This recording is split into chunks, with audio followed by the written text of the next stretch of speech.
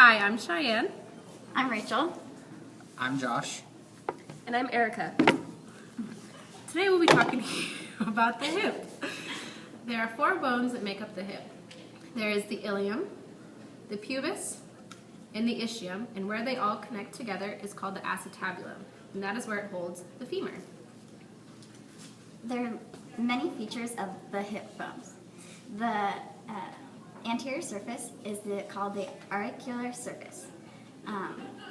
This ridge right here is the iliac crest, and it is right next to the anterior superior iliac spine, which then leads to the anterior inferior iliac spine.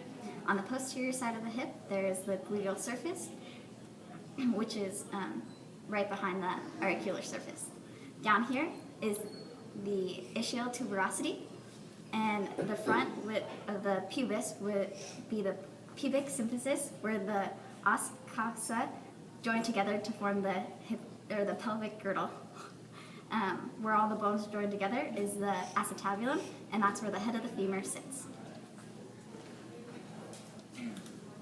The hip has a diathrodic function, which allows it to be pretty freely moving.